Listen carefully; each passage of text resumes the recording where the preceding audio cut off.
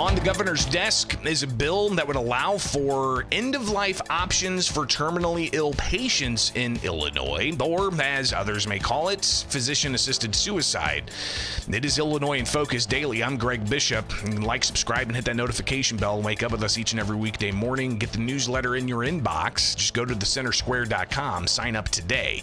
Show back on Halloween, early Halloween morning. The end-of-life options for terminally ill patients law was passed by the Senate, by the House, and now it's on the governor's desk. And Governor J.B. Pritzker saying that he hasn't decided yet on which way he's going to go, but clearly this is one of several laws that passed during veto session that's controversial. Other things we're still waiting on, that energy legislation that opponents say is going to add $8 billion to the rates of users across the state over a span of several years. And that means, again, rate increases coming your way. Supporters of the legislation say, hey, it does a lot to solidify the state's reliance in the future on renewable energy, and also has carve-outs for battery storage operations to get tax credits and such.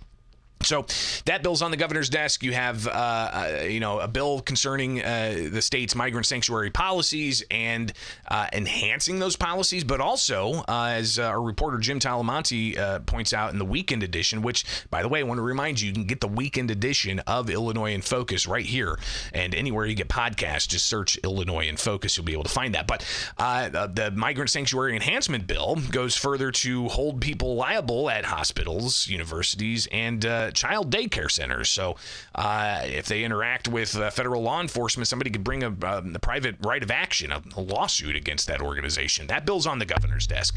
But also on the governor's desk, a bill that started out as a food sanitation bill, and it turned into a terminally ill patient end-of-life options bill, and the governor has this on his desk. But opponents of it are raising some serious concerns, including those who advocate for individuals with disabilities and also county coroners. So I want you to go to thecentersquare.com. If you obviously get the headlines in your inbox, you saw this, but here's the headline: Disability Group Coroners Press Governor Ahead of Assisted Suicide Decision. Here is the story from Katrina Barker, contributor for the Center Square. Chicago-based disability rights organization seeking a meeting with Governor J.B. Pritzker's office as Illinois prepares for possible action on legislation that would legalize physician-assisted suicide in the state. So again, Senate Bill 1950, which began as a bill about food sanitation, passed as the End-of-Life Options for Terminally Ill Patients Act in the early morning hours of Halloween.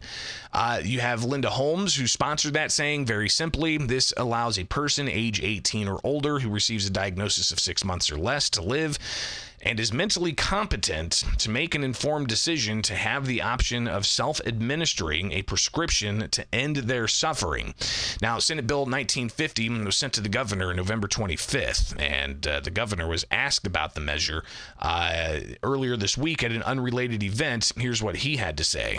I've been listening to everybody that has a view on it. I have not announced anything or decided anything.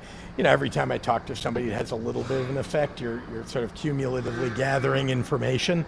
And I know there are people who feel passionately on both sides. I have said before that I have friends who've gone through this with their relatives.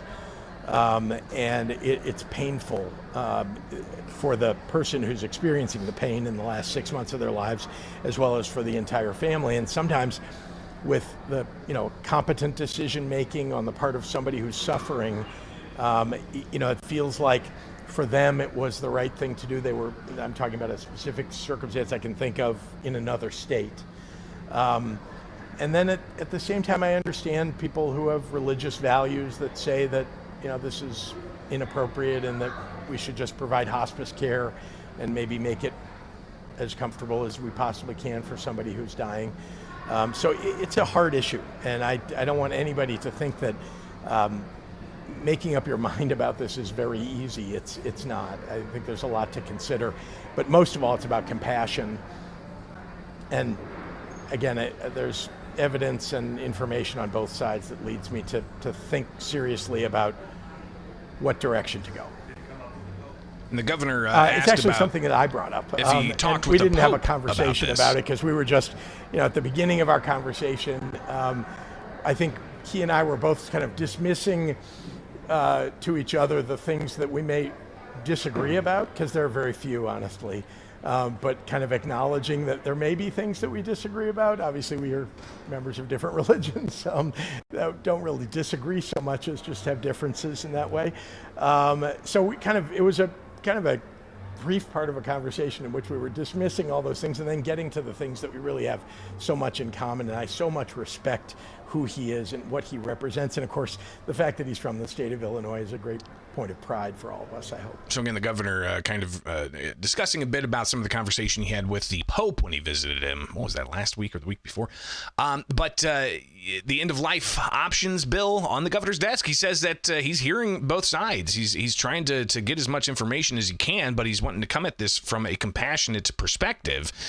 And a policy analyst with Access Living, a group that supports those with disabilities having access, Sebastian Knowles, he says that he's requested a formal meeting with the governor's office to discuss this legislation. So at this point in time, we don't have a timeline on it. We would hope that is sooner rather than later. And the governor, having gotten this bill back in November on the 25th, that obviously means that he's got 60 days to act on it, which that would put it at about January 25th before he has a deadline to act on it. Now, in Illinois, the governor can sign the bill or he can veto the bill.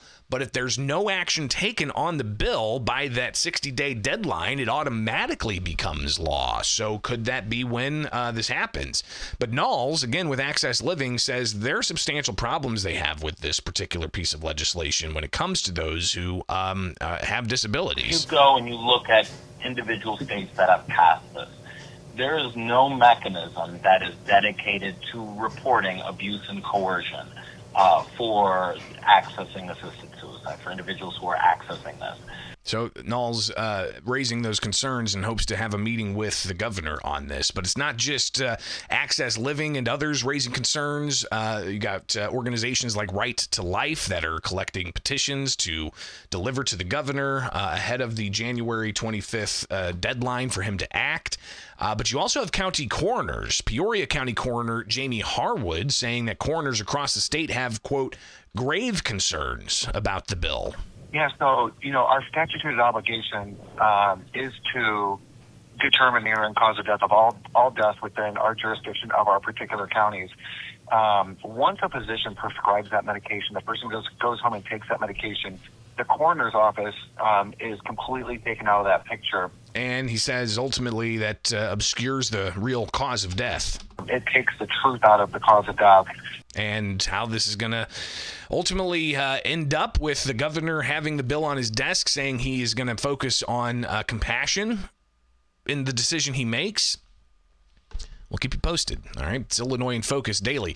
By the way, we've got 297 laws that go into effect January 1st in some capacity. So between now and the end of the year and into the first part of the new year, we're going to do what we can to unpack some of those 297 bills that become law after the governor enacted them either over the summer or, veto session or any time from the past 12 months. So that's 297 laws that are going to impact you, businesses, education, the Second Amendment to the Safe Gun Storage Act, for instance. That part of it comes into effect January 1st. So lots of stuff for us to tackle here. That's why you need to subscribe, and hit that notification bell with Illinois in Focus Daily, only with the Center Square. I'm Greg Bishop, editor of Illinois at the Center Square. Get the headlines in your inbox at thecentersquare.com.